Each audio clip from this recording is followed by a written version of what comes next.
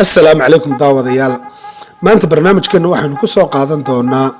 laba sheeko laba dhacdo oo mucjiso ah oo taariikhda galay waa ninkii malaayiinta dollar ka sameeyay dhagaxaan isagoo dadka uga dhigaya noolayaal ku haboon in la rabaysto dhacdada labaadna waa deegaankii laga ilaaliyay in ilmo ku dhasho oo si kadisa 12 sanadood kadib uu ilmo ugu dhashay ku xidhno hooyga xogaha iyo dhiirigelinta ee Hanaqaad Media fadlan haddii aad ku cusub tahay kanaalka subscribe saar siina share garay oo la wadaag asxaabtaada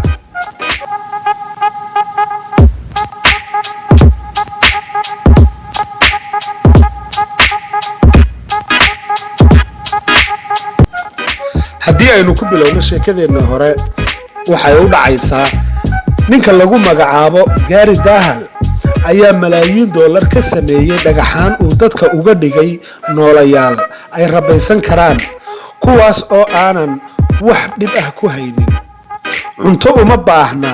kamana walwalaysid ayuu ku qoray waraaqaha xayeysiinta dhagaxaantaas oo uu ka soo daabuli jiray xeebaha dalka Mexico halkii dhagax wuxuu ku iibin jiray $4 oo maanta u dhiganta $15 waxaana laga iibsaday ilaa 5 milyan oo dhagaxaantaas ah wuxuu ku riday baakado wuxuuna ku qoray waxa ay aad ugu wanaagsan yihiin in la tababaro waxay iska dhigi karaan in ay dhinteen waxay jecel yihiin in ay safraan iyaga oo ku jira jeebkaaga waraysi ninkan lala yeeshay sanadkii 1975 ayuu ku sheegay in dadka ay yihiin kuwo wada caajisay daalay lana tacaalaya dhibaatooyin badan sidaas darteedna ay aaminayaan wax kasta dadka aad ayay uga dhaadhacday fikradda ah in dhagaxaanta ay noqon karaan noolayaal rabaayad ah oo wax barta wehelna noqon karaa sida uu qoray wargeyska New York Times lacagta waxay ninkan u saamaxday in uu iibsado gaari marshaantis ah isla markaana uu dego guri aad u weyn Mr. Dahal ayaa isku dayay in uu bilaabo fikrado la yaab leh oo uu doonayay in uu lacago badan ku sameeyo balse intooda badan umay suurtagelin waxa ka mid ahayd fikrad la yaab leh oo ah in uu dadka ku qanciyo in ciidda laga samayn karo taran sida lab iyo dhidig ninkan wuxuu dhintay 2015 isagoo oo 87 jir ah wuxuu shucuur kala duwan ka qabay waxyaabihii uu samayn jiray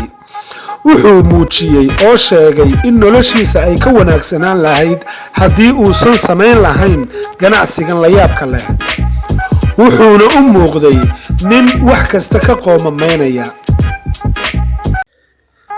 haatana balaynu soo qabanno sheekadeennii labaad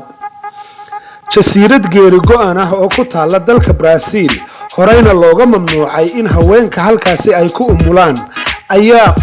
muddo 12 sano ka bacdi ah si kadisa uu ugu dhashay ilmo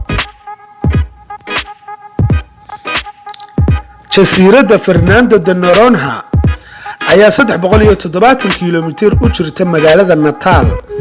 waxaana jasiiradan ku nool 3,000 oo qoys kuwaas oo aan loo ogolayn in ay wax ilmo ah ku dhalaan halkaas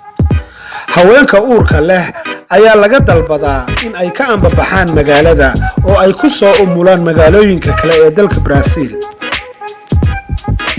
haweeney aan doonayn in magaceeda la shaaciyo ayaa gabar ku dhashay jasiiradaasi 2018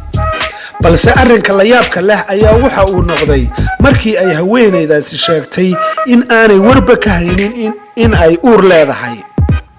waxa ay intaa ku dartay inay la yaabtay markii ay dhashay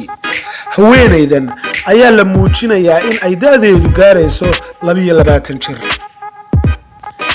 waxa ay sheegtay haweeneydaasi in uu si kadisa ilmuhu u dhashay iyada oo ku jirta musqusha qubayska maamulka jasiiradda ayaa war qoraal ah oo ay soo saareen waxay ku xaqiijiyeen dhalashada gabadhaas oo markii ugu horeysay muddo 12 sano ah ku dhalatay jasiiraddaas qoyska haweenaydan ayaa iyaguna sheegay in aanay ka warqabin uurkeeda. wararka qaar ayaa sheegaya in dadkii ku noolaa jasiiradaasi ay maryo iyo waxyaabo kale ku caawiyeen haweenayda umusha ah. jasiiradda Fernando de Noronha ayaa ka mid ah kuwa ugu caansan caalamka dhanka dalxiiska, waxaana la sheegaa in jasiiraddan ay caan ku tahay xayawaanka duurjoogta ah, shimbiro midabo kala duwan leh iyo xayawaano badan oo kale. waa tahay daawadayaal, intaas ayaynu ku soo gabagabaynaynaa barnaamijkeennii maanta. fadlan haddii aad ku cusub tahay subscribe saar. tan iyo intaynu dib ugu kulmi doono barnaamij noocan oo kale waxaanu idinkaga tegaynaa assalaamu calaykum waraxmatullaahi wabarakaatu.